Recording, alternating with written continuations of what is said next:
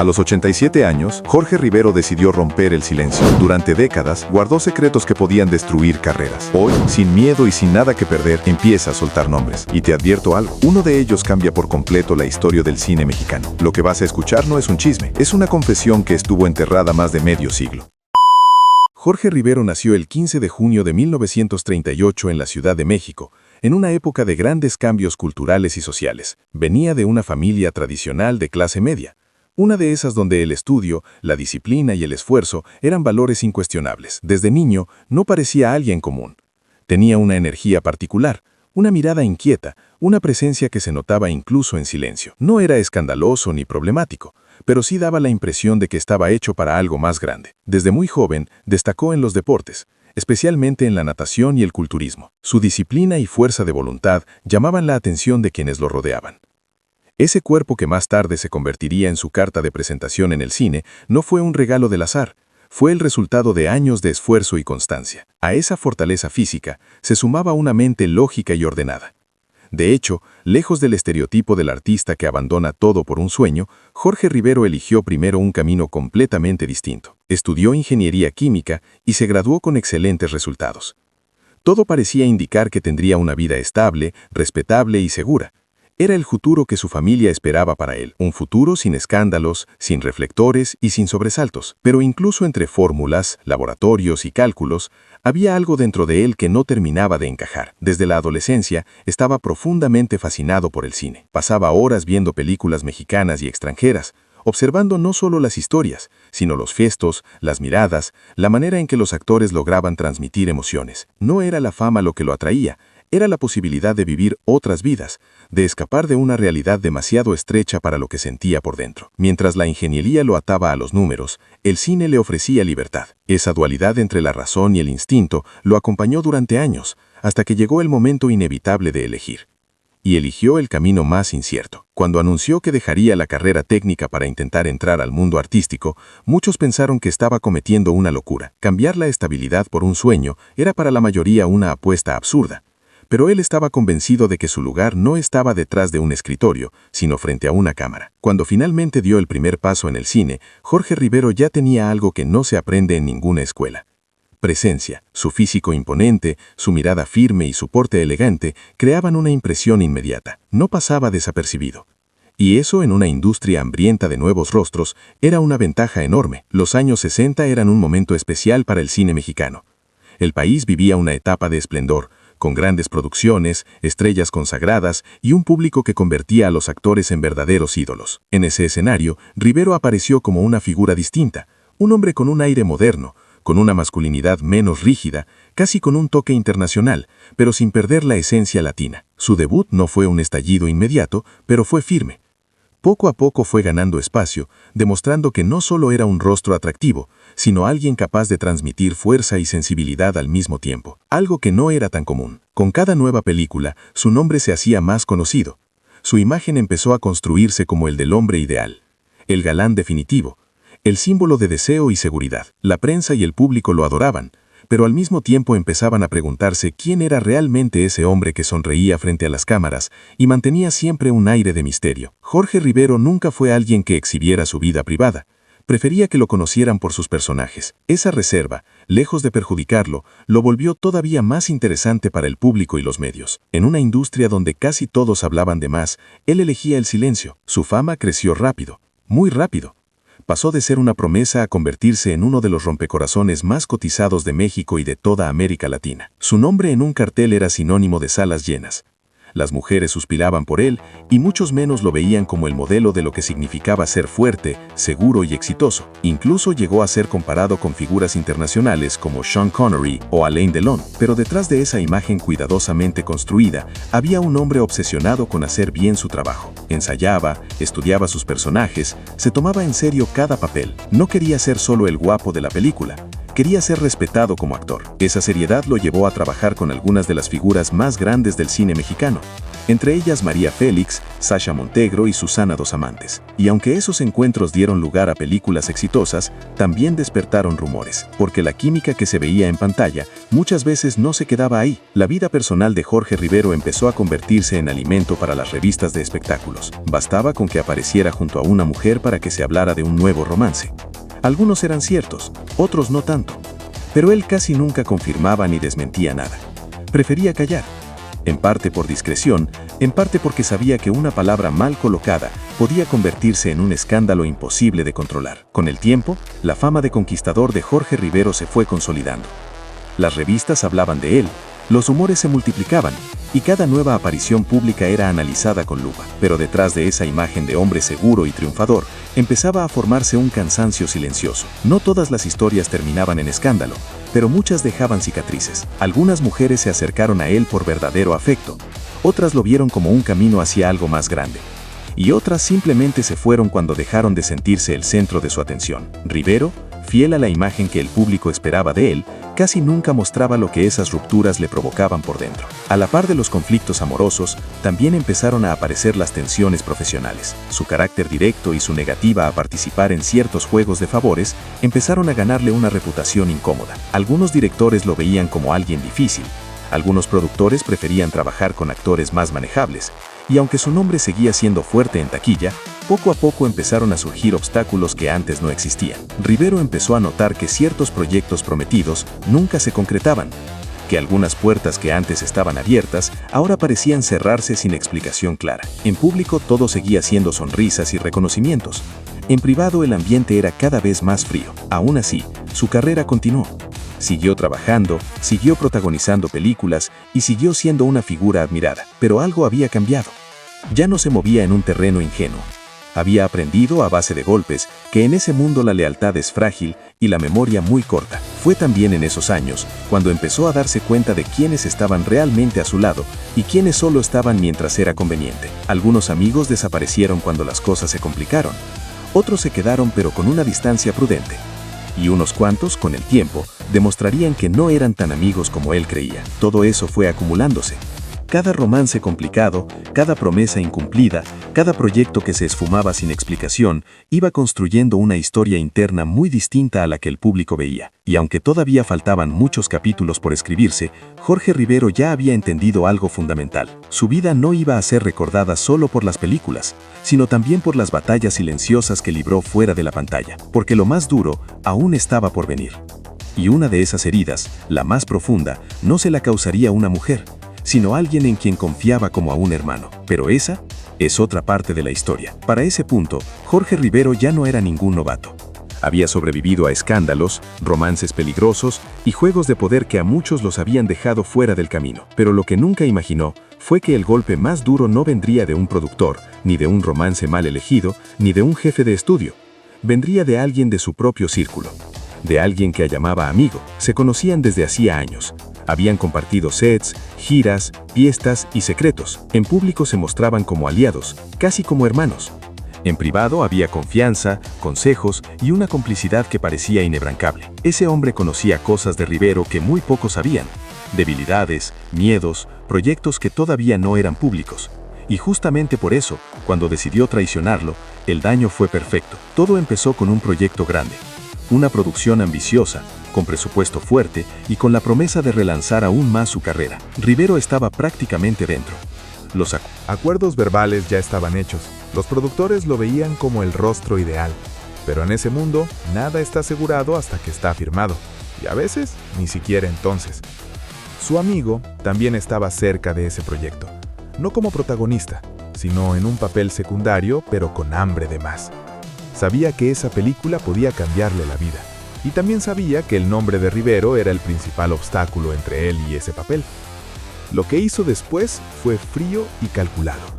Aprovechando su cercanía con ciertos ejecutivos, empezó a sembrar dudas, comentarios aparentemente inocentes, sugerencias disfrazadas de preocupación, frases como «es brillante, sí, pero últimamente está siendo complicado», o «no sé si esté tan comprometido como antes», o «hay cosas de su carácter que podrían retrasar la producción». Nada que pudiera comprobarse. Nada lo suficientemente grave como para sonar a un ataque directo, pero suficiente para generar desconfianza. Al mismo tiempo, ese mismo hombre se encargó de filtrar ciertos rumores antiguos, historias fuera de contexto y versiones exageradas de conflictos pasados. Todo presentado como si estuviera ayudando a los productores a evitar problemas. Rivero no se enteró de inmediato. Durante semanas siguió creyendo que el proyecto avanzaba, hasta que un día, sin demasiadas explicaciones, le dijeron que habían decidido tomar otro rumbo creativo, que estaban buscando un perfil distinto, que no era nada personal. Poco después se enteró de la verdad. El papel que era prácticamente suyo terminó en manos de su propio amigo. No hubo confrontación directa al principio, solo una sensación amarga, una intuición que poco a poco se fue convirtiendo en certeza. Las piezas empezaron a encajar. Comentarios que antes no tenían sentido, silencios raros, cambios de actitud, miradas esquivas. Cuando finalmente lo enfrentó, la conversación fue corta, incómoda y llena de evasivas. Nunca hubo una confesión clara, solo justificaciones tibias, medias verdades y un discurso de «así es la industria». Esa fue la primera vez que Rivero entendió que la traición no siempre viene con gritos, a veces viene con sonrisas. El golpe no fue solo emocional, fue estratégico. A partir de ese momento, algo se empezó a romper en su relación con ciertos estudios. Ya no era la primera opción automática, ya no era intocable. Alguien había logrado colocar una sombra de duda sobre su nombre. Y en ese medio, una duda es suficiente para que empiecen a buscar a otro. Los proyectos grandes empezaron a espaciarse. Las ofertas seguían llegando, pero no con la misma fuerza, no con el mismo peso. Y aunque su rostro seguía siendo reconocido, el lugar que ocupaba en la jerarquía ya no era el mismo. Lo más doloroso no fue perder un papel, fue darse cuenta de que había confiado en la persona equivocada. A partir de ahí, Rivero se volvió más cerrado, más desconfiado. Empezó a trabajar con menos gente, a hablar menos de sus planes, a guardar más cosas para sí mismo. Pero el daño ya estaba hecho. La industria había olido sangre. Cuando un actor deja de parecer invencible, empiezan a tratarlo diferente. Algunos se alejan, otros aprovechan, y unos cuantos esperan el momento exacto para ocupar su lugar. Aunque Jorge Rivero seguía siendo una figura importante, su carrera ya no avanzaba con la misma inercia. Cada proyecto parecía costar más trabajo, cada negociación era más tensa, cada sí venía acompañado de más condiciones. Y mientras tanto, su amigo empezaba a consolidarse, a moverse con más soltura, a ocupar espacios que antes no eran suyos. Eso no se lo dijo nadie, pero Rivero lo veía. Esa traición no lo destruyó de inmediato, pero marcó el inicio de una etapa distinta. Una etapa en la que ya no solo tenía que luchar contra la industria, sino contra las consecuencias de haber confiado demasiado. Y lo peor es que ese no sería el último golpe, porque el siguiente no vendría de un amigo, vendría del sistema entero. Y ese sí lo iba a poner contra la pared. Después de la traición, Jorge Rivero no cayó de inmediato. No hubo un escándalo público, no hubo titulares anunciando su desgracia. Lo que vino fue algo mucho más peligroso: el silencio. Al principio fue casi imperceptible. Un proyecto que se posponía, una llamada que ya no regresaban, una reunión que se cancelaba a la última hora. Nada lo suficientemente grave como para levantar sospechas, pero todo lo suficientemente constante para empezar a preocupar. En el cine, cuando dejan de decirte que no y simplemente dejan de llamarte, es porque algo ya se decidió sin ti. Jorge Rivero todavía tenía nombre, todavía tenía público, todavía tenía presencia, pero de pronto su nombre empezó a aparecer cada vez menos en las listas importantes. Ya no era el primer rostro que se mencionaba en las juntas, ya no era la apuesta segura, ahora era una opción más. Sin que nadie se lo dijera de frente, empezó a darse cuenta de que estaba entrando en una zona peligrosa, la de los actores que siguen siendo famosos, pero ya no son prioridad.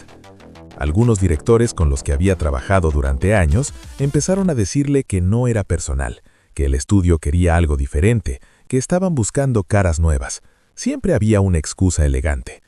Lo que nunca había era una explicación real.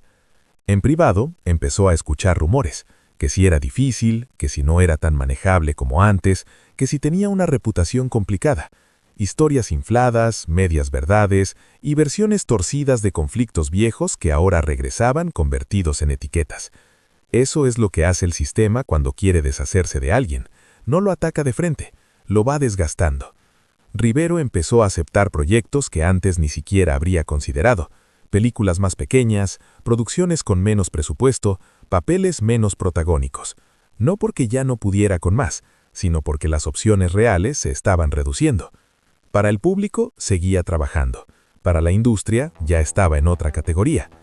Hubo un momento especialmente revelador. En una premiación, caminó por la alfombra roja y notó algo que antes no pasaba. Las cámaras ya no lo buscaban primero. Los reporteros ya no se peleaban por una declaración suya. Seguía siendo reconocido, sí, pero ya no era el centro. Ese tipo de cosas no salen en los periódicos, pero duelen más que cualquier titular. Con el tiempo, empezó a quedar claro que no se trataba de mala suerte, ni de una simple etapa. Había una corriente en su contra. No un veto oficial, no un castigo anunciado. Algo peor, un acuerdo tácito de dejarlo ir apagando. Cuando un actor entra en esa fase, nadie lo defiende, porque defenderlo también es ponerse en la mira. Algunos colegas lo saludaban con el mismo afecto de siempre. Otros empezaron a volverse más distantes, no por odio, por precaución. Y así, poco a poco, Rivero pasó de ser una figura central a un nombre respetado, pero prescindible. Eso no significa que se rindiera. Siguió trabajando, siguió buscando, siguió intentando mantenerse relevante, pero ya no estaba jugando con las mismas reglas que antes. Ahora tenía que demostrar el doble para conseguir la mitad. Y mientras tanto, veía cómo otros ocupaban los espacios que alguna vez habían sido suyos, cómo los estudios apostaban por nuevas caras, cómo su época dorada se iba convirtiendo en un recuerdo. Lo más cruel es que nunca se lo dijeron directamente. Nadie le dijo, estás fuera. Simplemente se lo fueron mostrando. Y aunque por fuera mantenía la compostura, por dentro empezaba a entender que su lugar en esa industria ya no estaba asegurado.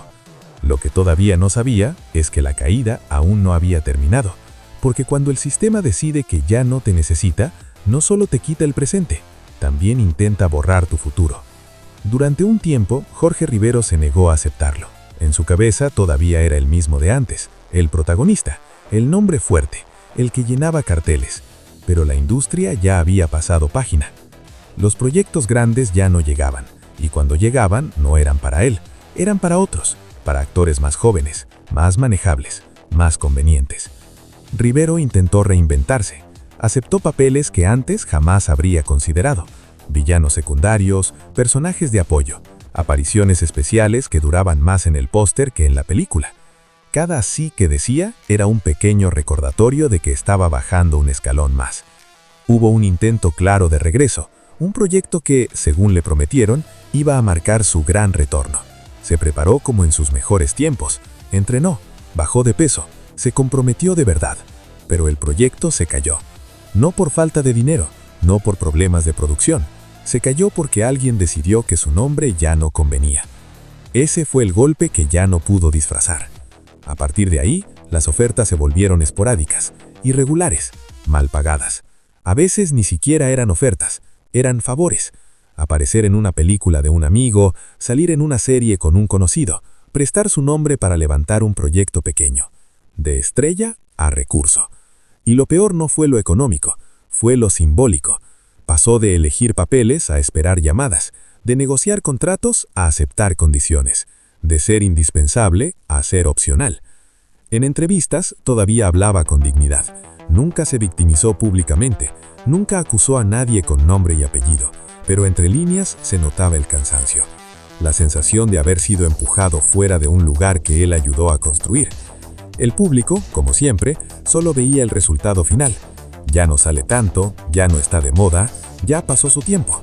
Pocos entendían que en esta industria, a veces, no te caes, te empujan. Con los años, su presencia en pantalla se volvió cada vez más rara. Cada aparición se sentía como un recordatorio de lo que fue y de lo que ya no le permitieron volver a ser. Y aunque nunca lo dijeron oficialmente, en los pasillos se sabía, Jorge Rivero ya no era parte del juego grande. Seguía siendo una leyenda, pero una leyenda fuera del tablero.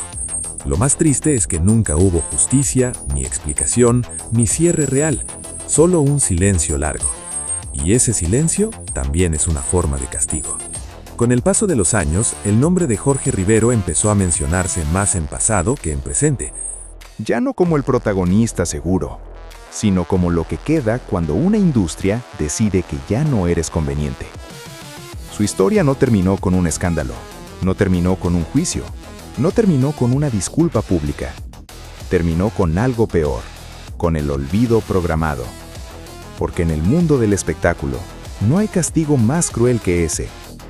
Rivero siguió viviendo, siguió trabajando de vez en cuando, siguió apareciendo aquí y allá, pero ya no estaba en el centro del juego, ya no estaba en la conversación importante. Y eso no fue casualidad. Cuando miras su carrera completa, hay algo que no cuadra.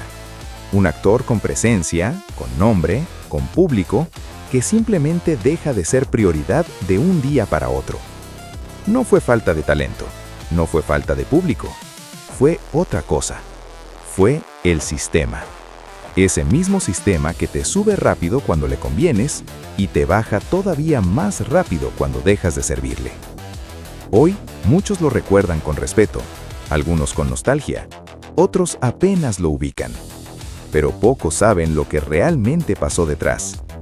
Pocos entienden que su caída no fue natural, fue diseñada. Y su historia no es única, es solo una de muchas. La diferencia es que la mayoría nunca salen en documentales, nunca se cuentan, nunca se explican. Quedan enterradas en archivos, en rumores, en silencios incómodos. La carrera de Jorge Rivero es una advertencia elegante.